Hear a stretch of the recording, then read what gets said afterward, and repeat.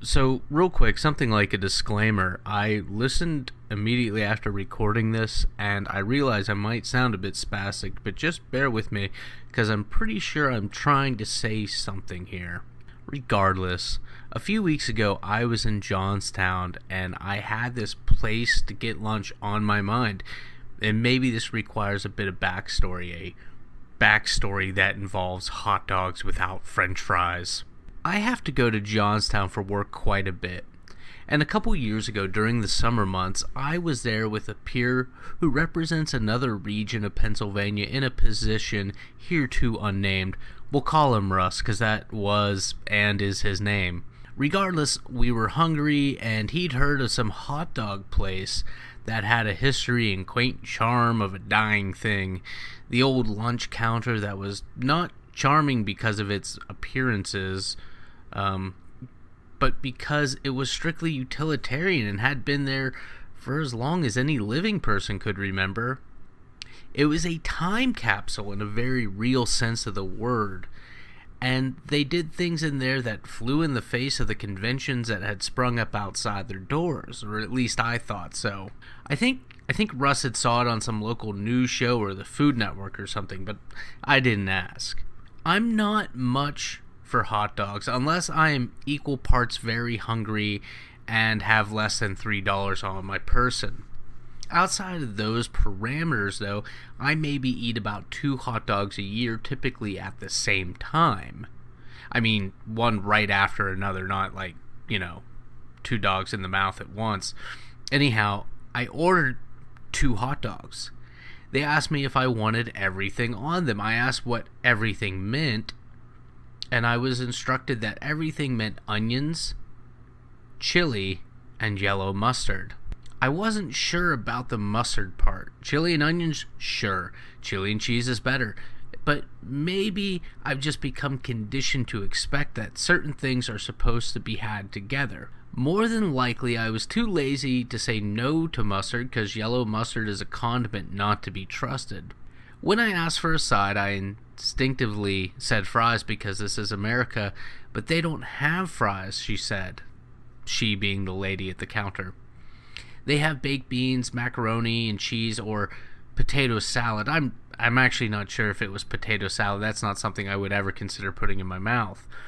And saying all this makes me seem pretty picky about food, but I don't think I really am.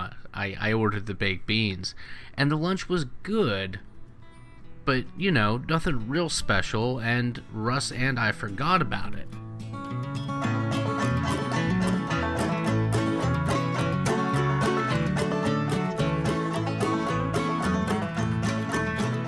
So that brings me to last month. I lied earlier. I hadn't totally forgotten about the lunch. I was intrigued by it because it's a popular place. Did I miss something? Would the lunch have been better had I done what I instinctively do in a more comfortable place and not get mustard?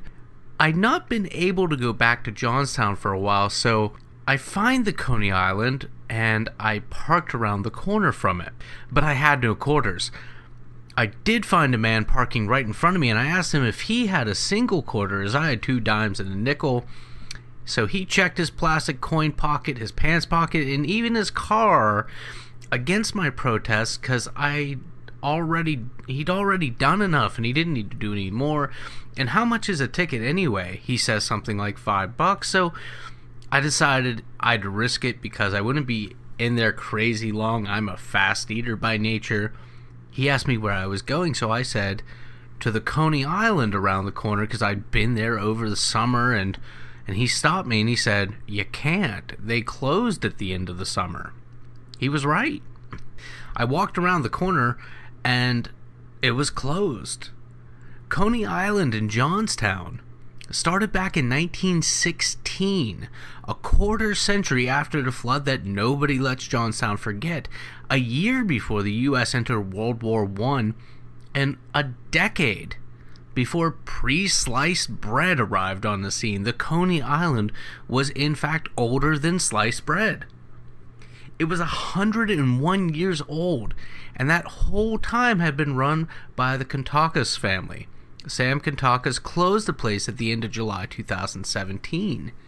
He said he was tired, and 6 months of road repairs had drained the business. His son, Peter, was not interested in continuing the business and was moving to Texas. Sam began working at the restaurant when he was a boy alongside his father, who had taken the business over from his grandfather, who had opened the place in 1916. The family hopes to sell the building and the business to an interested investor, so maybe I'll be able to order a Sundowner yet. Which, having been reading about the Coney Island now from the people that miss it, was kind of one of their signature sandwiches. Anyhow, the news that Coney Island had closed made me sad for a number of reasons. First off, the way the business was slowly drained dry due to nearly half a year of road construction and detours that made it inconvenient for customers to get to the Coney Island. In an interview with a local paper in August of 2017, the owner stated that he had tried to work with the city in order to keep traffic moving, but it didn't do much good. The final weeks of Coney Island were some of the slowest in 10 decades. In the days following the closure, a small shrine to the restaurant was started by former patrons, and messages and knickknacks began collecting, as well as memorial candles. And that might seem strange, but consider what was lost. Like I said, the Coney Island was a time capsule. Granted, I was only there once, and I wasn't at the time aware how long it had been there, but I instinctively knew that it had been there a while. Walking inside with their booze and plastic lunch trays, honestly, it could have been 1970 or anywhere between 1970 and today. That appealed to me because I'm old enough now to have had memories of a different aesthetic and color palette. So many of my childhood memories feel like Rocky's apartment in Rocky 1.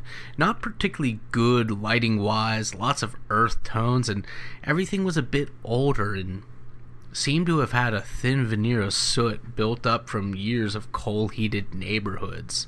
In fact, last year I was walking through a small town near Indiana, Pennsylvania, when I smelled a strange, familiar smell from my childhood, and it took me nearly a minute to identify it as the smell of coal heating.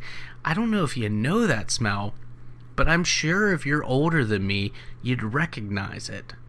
As years go by, buildings change. There's always a few less buildings from the previous century, those elders who witnessed the demise of real hardwood floors and floral wallpaper, this giving way to the disquiet of thin wood paneling and sculpted wall-to-wall carpeting which wasn't trackless. Each upcoming generation believes their idea is better, and to be honest, when it comes to homes, they generally are, but don't think for a minute that our best home interior plans won't in short time appear drab, dated, and a good bit stupid. Your open floor concept is likely to be seen as indicative of age as an opera window on an LTD. I guess what I'm getting at is that the world doesn't really change much, only the look of the world, and not really the look of the world, but the look of human constructions and fashions. That's why a place like Coney Island was special. The pace of change was slower. As I said before, walking inside and having lunch there, it could have been any time, really any year within my lifetime. As I said earlier, the Kantakas family, who had run the business for generations, is looking to sell both the building and the business. Reading through newspapers, it appears that there is an interested investor. There are enough people in the Johnstown area that are certainly hopeful that this will occur, but it brings me to another idea, the idea that you can't go back home. And this isn't exactly true. It would be more accurate to say that people won't let themselves go back or won't let you go back. If new owners relaunch the Coney Island tomorrow and change nothing, there will be a number of vocal people who will forever bemoan the fact that the place is different somehow, and that this imperceptible difference makes yesterday's Coney Island superior. Again, even though nothing has changed. I used to see these sorts of arguments as shortcuts to thoughts.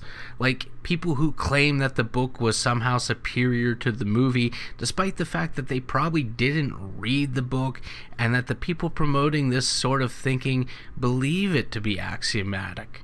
Lately, though, I've started to think that the evidence points towards an emotional connection to a place and a place in history.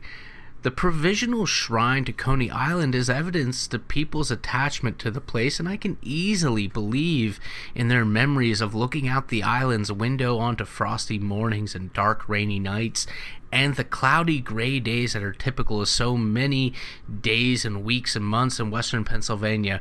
These are days that seem to be forever on the verge of dusk. I can also imagine Letterman jackets and the older men who once wore them, and of business folks reading newspapers. I don't doubt that a few people had their first hot dog there, and to them, the food and experience of Coney Island becomes archetypical, the lunch counter to which others are compared. It's the same reason why New York transplants can't shut up about New York-style pizza. It's the reason why kids prefer boxed meals. And when something disrupts that lineage, like a closure that turns out to be temporary, or a second play, it's like the depreciating value of a favorite song. The song's still great. I'm not going to skip this track, but it doesn't hit me as hard as it did those first 50 times I heard it. It's the same reason I should have just gotten chili and the diced onions on my hot dog. I don't know. I'm sure, though, that I regret not ordering a Sundowner. There's a chance I'll never be able to walk through the Coney Island again. Things change, and you can't push a fourth generation to continue the family business, because if their heart's not in it, what good would that do to a legacy? If the Coney Island doesn't reopen, that will be a loss. People will continue to speak about it, and kids born today will maybe hear an older person mention it. Maybe they'll even know where the building stood, but they won't have ever known it, not even in the momentary way that I knew the Coney Island. Eventually, most people will have forgotten about it, and maybe the legacy will be remembered in an old photograph in a book somewhere 25, 50, or more years down the road. People in Johnstown and their ideas about a quick lunch will have altered by then as the cycle keeps spinning.